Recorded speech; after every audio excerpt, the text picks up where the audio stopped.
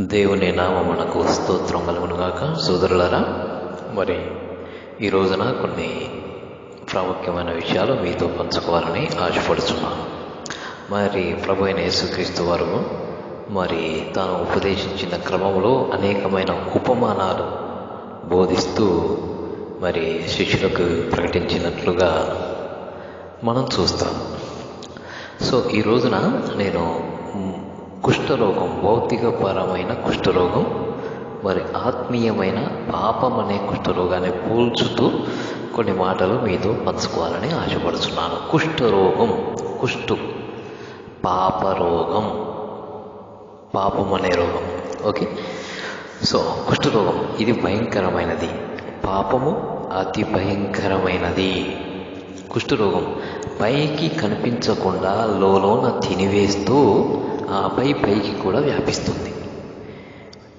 పాపం అనే ఈ రోగం కూడా హృదయంలో మొదలై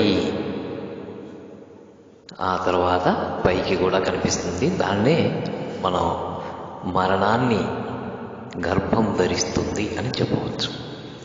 కుష్ఠరోగం నొప్పి, బాధ తెలియదు.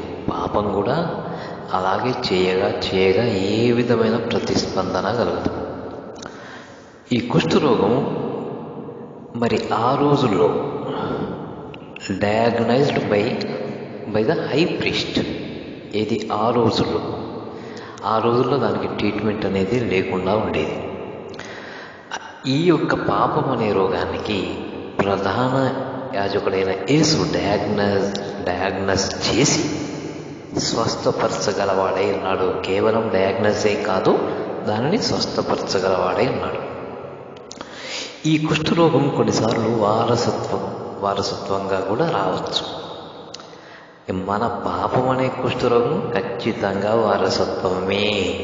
పుట్టుకతోనే మనం పాపులం, ఎవ్వరూ లేరు, ఏ భేదము లేదు, అందరూ పాపం చేశారు. ఇది వారసత్వమే. ఈ కుష్ఠరోగం వ్యాప్తి చెందుతుంది. అలాగే ఈ పాపం కూడా క్రియల ద్వారా వ్యాప్తి చెందుతుంది. కుష్ఠరోగి తన చుట్టూ ఉన్న వాతావరణాన్ని కలుషితం చేస్తాడు.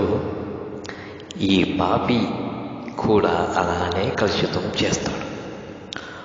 కుష్ఠరోగులు ఎవరికి వారే ఏకాకులుగా జీవిస్తూ ఉంటారు. పాపులు కూడా నరకంలో ఏకాకులుగానే ఉంటారు. నరకంలో సహవాసం ఉండదు.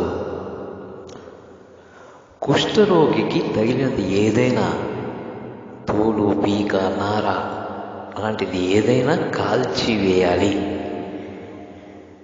ఈ పాపమనే కుష్ఠరోగం, ఈ పాపాన్ని ప్రేరేపించేది ఏదైనా ప్రభు అయిన యేసుక్రీస్తు వారు చెప్పారు. అది దాని తీవ్రత గురించి, నిన్ను ఏ అవయవమైనా శోధిస్తే దానిని తీసివేయము. 2 కాళ్ళు కలిగి ఒక మరి చేయగలిగి నీవు స్వర్గంలో పరలోకంలో ప్రవేశించడం ఉత్తమమో, 2 చేతులు కలిగి 2 కాళ్ళు కలిగి నరకంలో పడవేయబడ్డ కంటే అని చెప్తాడు. అంటే ఆ విధమైనది తీవ్రత కలిగినది పాపం అనే రోగం. అయితే ప్రభు అయిన యేసు రక్తం సమస్త పాపాన్ని కడిగి శుద్ధి చేయగలదు. మరి లేవియ కాండము 14వ అధ్యాయంలో ఈ కుష్ఠరోగం గురించి చెప్తూ, ఒకవేళ కుష్ఠరోగి ఉన్న ఇంటిలో కూడా కుష్ఠం వ్యాపిస్తే అప్పుడు యాజకుడే ఆ రోగి దగ్గరకు ఇంటికి వస్తాడు, వచ్చి చూస్తాడు. మన కుష్ఠరోగాన్ని తీసివేయడానికి, పాప కుష్ఠరోగాన్ని తీసివేయడానికి ప్రభు అయిన యేసే మన దగ్గరకు వచ్చాడు పరలోకం నుండి. ఆ రోజుల్లో కుష్ఠరోగానికి 2 పక్షులు, ఒకటి చంపబడేది, ఒకటి విడువబడేది. 2 పక్షులు. అలానే ప్రభు అయిన యేసుక్రీస్తు వారు మన పాప కుష్ఠరోగానికి ఆయన చనిపోయాడు. సో ఆనాడు ఉన్న కుష్ఠరోగమైన ఆ కుష్ఠరోగాన్ని మించిన పాపం అనే కుష్ఠరోగం చాలా భయంకరమైనది. కాబట్టి ఈ యొక్క రోగం నుండి ఎట్టి పరిస్థితుల్లో కూడా కుష్ఠరోగం ఉండాలని ఎవరు కోరుకోరు కదండి.